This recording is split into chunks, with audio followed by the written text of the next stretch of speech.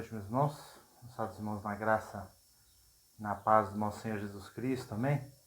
Vamos abrir a palavra do Senhor em Colossenses, no capítulo 1, versos 9 em diante, nos diz assim: Por essa razão também, nós, desde o dia em que ouvimos, não cessamos de orar por vós, e de pedir que transbordeis no pleno conhecimento de sua vontade, de toda sabedoria e entendimento espiritual, a fim de viverdes de modo digno do Senhor, para o seu inteiro agrado, frutificando em toda boa obra e crescendo no pleno conhecimento de Deus, sendo fortalecido com todo o poder, segundo a força da sua glória, em toda perseverança, longanimidade e com alegria, dando graças ao Pai, que vos fez idôneos da parte que vos cabe, herança dos santos na luz. Vamos orar. Deus, nós agradecemos, ó Pai, imensamente ao Senhor, que é o nosso Deus, Criador e sustentador de toda a vida. E queremos, ó Pai, agradecer também pela Tua revelação, pela Tua palavra, que é revelada a nós, e hoje nós podemos conhecer o Senhor através dela. E assim nós oramos, ó Pai, gratos, no nome do Senhor Jesus, o nosso Senhor e Salvador. Amém, Deus. Nós, dando continuidade na semana passada, em Colossenses capítulo 1, Paulo aqui ainda, a possibilidade de estar preso ali em Roma, numa prisão domiciliar, recebe então ali a visita de Epáfras, que conta então ao apóstolo Paulo o que tem acontecido na vida da igreja. Então Paulo escreve essa carta aqui combatendo alguns falsos ensinos que têm entrado na vida da igreja.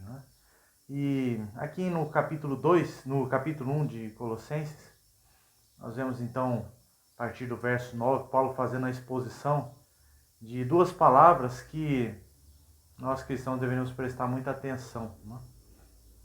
Por essa razão, versículo 9, também desde o dia em que ouvimos, não cessamos de orar por vós e de pedir que transbordeis do pleno conhecimento de sua vontade, em toda sabedoria e entendimento espiritual. Conhecimento e sabedoria são essas duas principais palavras aqui, Mas o conhecimento que estava sendo colocado ali, entrando para a vida da igreja, é um conhecimento então de forma herética, de forma especulativa e somente teórica, Aquele que vive então na teoria não vai para a prática, Então é algo bem parecido, com nos dias atuais. É o que faz então que aquele ditado, faça o que eu digo e não faz o que eu faço. E uma das aplicações então desse conhecimento é essa dicotomia entre o sagrado e o profano. E isso afeta diretamente a vida da igreja, pois pensando assim, assim então nós fazemos contrário então àquilo que a palavra do Senhor nos ensina. Fazemos então essa diferença entre a vida na igreja e a vida no trabalho, ou a vida na igreja e a vida fora da igreja, em casa, e assim então a gente vive uma vida dentro da igreja e outra vida completamente fora da igreja. Na igreja somos santos e fora da igreja somos praticamente o cão. Na igreja vivemos para Deus e fora vivemos para nós mesmos. Essa sabedoria, em contraste a esse conhecimento, é qualificada aqui então como sendo esse sim o espiritual. Isso tem a ver então com o viver, e o pensar biblicamente, segundo a vontade de Deus, segundo os ensinamentos da sua palavra, e por isso então precisamos buscar, nesse conhecimento, e esse conhecimento na palavra de Deus, para que então possamos ter essa sabedoria vindo do alto, para a gente conseguir aplicá-la ela em nossas vidas. E esse conhecimento aqui então não é uma mera especulação, não é apenas um conhecimento, mas ele é então aplicado na nossa vida, então na prática, e isso para a glória de Deus. Mas como devemos então viver mediante esses falsos ensinamentos aqui? E nessa noite nós veremos então 3 características da vida cristã baseado nesse texto de Colossenses 1, 9 a 11. Uma vida então, primeiro, de modo digno do Senhor. A chamada de Paulo aqui é para viver então de modo digno. Isso é incentivo moral e predileto por Paulo, com variedade de padrões sugeridos por ele. Olha lá, verso 9. Por essa razão, desde que ouvimos, não cessamos de orar por vós, de pedir que transbordeis do pleno conhecimento de sua vontade, toda sabedoria e entendimento espiritual. Versículo 10. A fim de viveres de modo digno do Senhor, para o seu inteiro agrado e frutificando em toda boa obra e crescendo no pleno conhecimento de Deus. Então, o Paulo aqui reconhece, não é? Que para chegar então a uma vida digna do Senhor, é preciso então algumas orientações.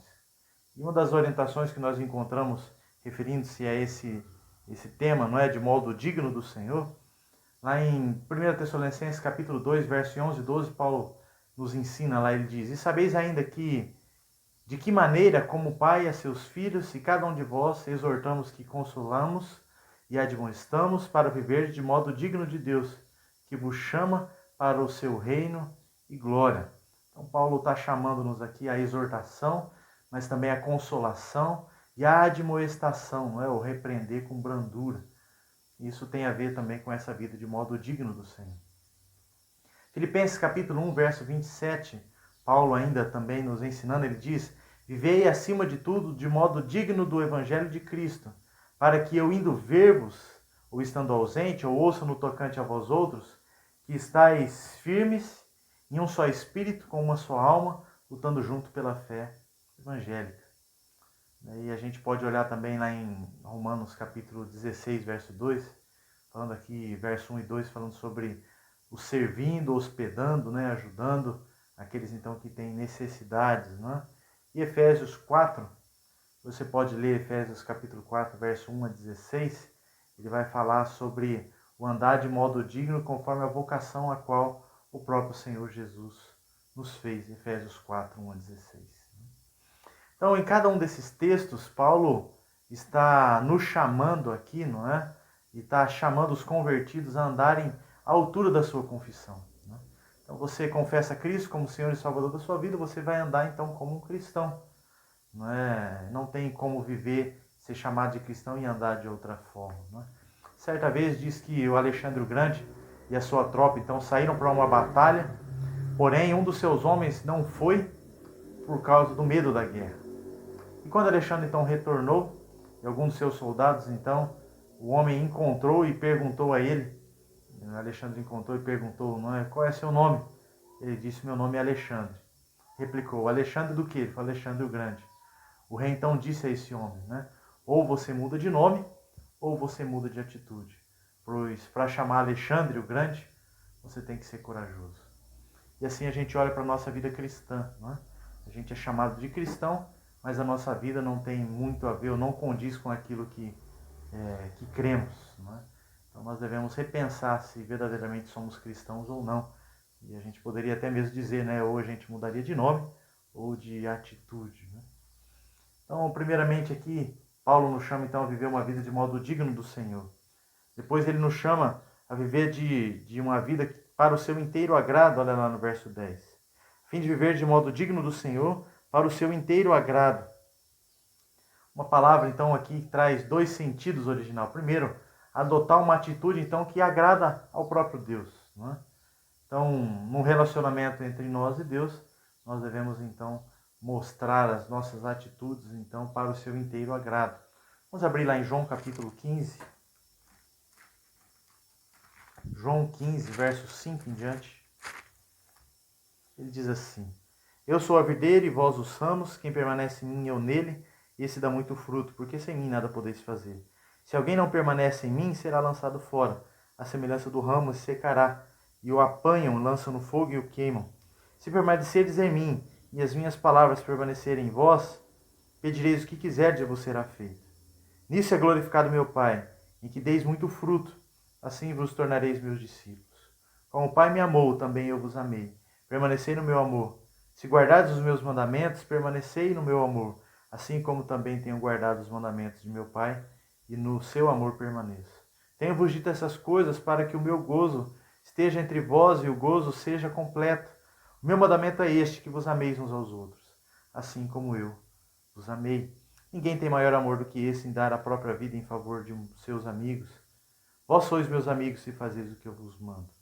Já não vos chamo servos, porque o servo não sabe o que faz o seu senhor, mas tenho chamado amigo, porque tudo quanto ouvi de meu Pai vos tenho dado a conhecer. E não foste vós que escolhestes a mim, pelo contrário, eu vos escolhi a vós outros e vos designeis para que vades e deis fruto, e o vosso fruto permaneça, a fim de tudo quanto pedirdes em meu Pai, em meu nome, e vos concedo. Isso vos mando, que vos ameis uns aos outros.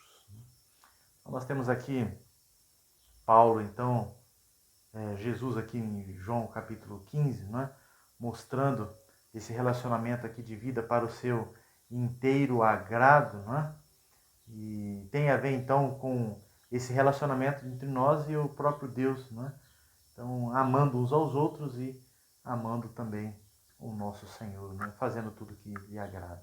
Então viva de modo que venha satisfazer a Ele em todas as coisas, seja onde for, independente da situação, sirva ao Senhor e viva de modo que venha agradar a Ele. Eu sei que nós brasileiros gostamos de um jeitinho brasileiro, né? Dar um jeitinho na coisa ali para tentar sair de forma com que pensamos, mas muitas vezes nós precisamos até mesmo omitir, mentir, não é? Mentir, enrolar, o outro chantagear e assim por diante. Mas com isso nós não vamos satisfazer a Deus em todas as coisas. Mas para satisfazer a Ele nós precisamos então obedecer os seus mandamentos. Olha o verso 14 que ele diz: vós sois meus amigos se fazeis o que eu vos mando. Né? Então, viva de modo digno, na qual ele chamou, não é? Também viva para o seu inteiro agrado. E lá em Colossenses ainda, capítulo 1, verso 10, ele diz, a fim de viver de modo digno, para o seu inteiro agrado, frutificando em toda boa obra e crescendo no pleno conhecimento de Deus. Então, frutificando em toda boa obra e crescendo no pleno conhecimento de Deus é uma chamada de Paulo aqui, não é? Para darmos frutos. Frutos, então, aqui pela benevolência dele mesmo, né? E assim, então, nós venhamos a crescer no conhecimento e também crescer, né, na influência sobre outras pessoas, mediante um conhecimento que vamos ter na sua palavra, né, de uma vida exemplar. Então, a influência, né, nos traz um sentido cristãos, então, a vida de produzir bons frutos. Essa bondade em Gálatas capítulo 5, verso 22 e 23 é bem descrita, não é, sobre o fruto do Espírito. O importante que o apóstolo queria trazer aqui é a qualidade de vida do cristão, não é? Deveria vir de mãos dadas, não é, juntamente, toda a igreja unida junta, caminhando junto, não é? Isso também tem a ver com essa frutificação, toda boa obra e crescendo no pleno conhecimento de Deus. Com isso a gente pode concluir dizendo que a vida cristã, ela vai além das quatro paredes, na verdade, ela é aquilo que vivemos fora dela, né? E ainda também vai além do nosso conhecimento, por isso precisamos buscar cada dia mais.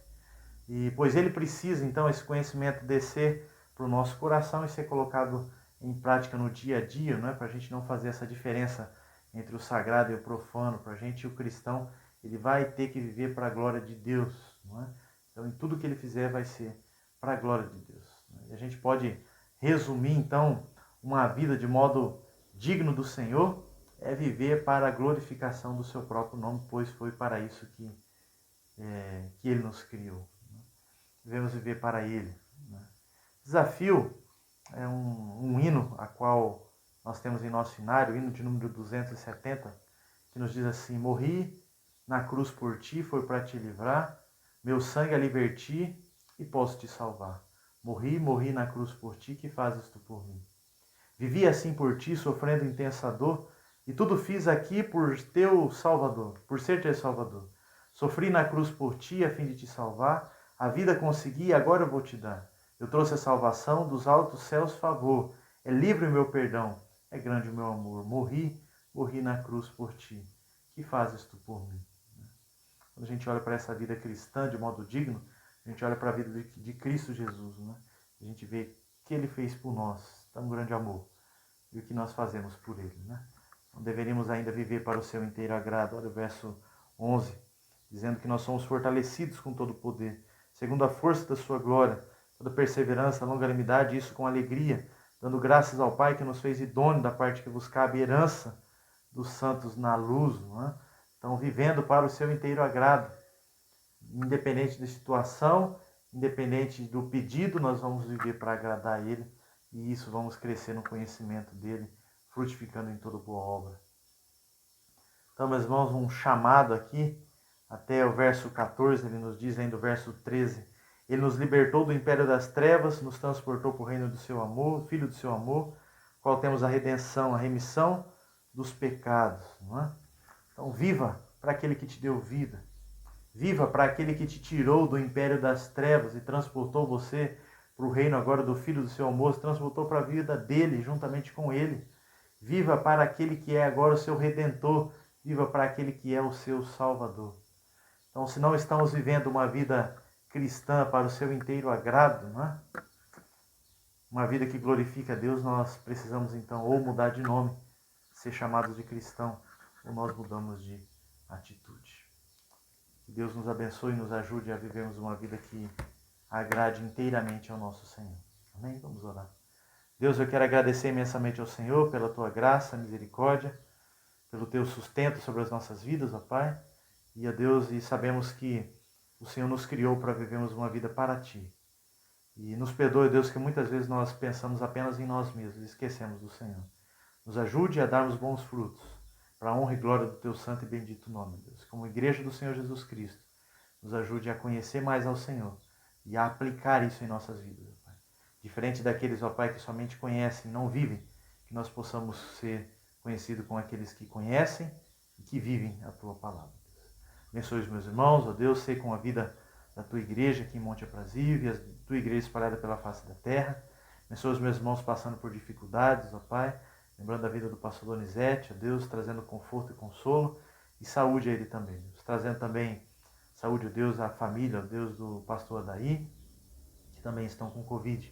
Que o Senhor os abençoe, Pai. Guarde as nossas vidas, nos livre, nos sustente, e assim que oramos no nome de Jesus.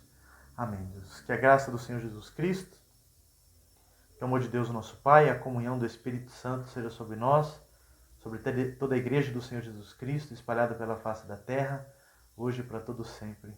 Amém.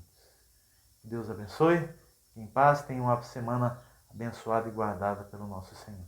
Amém.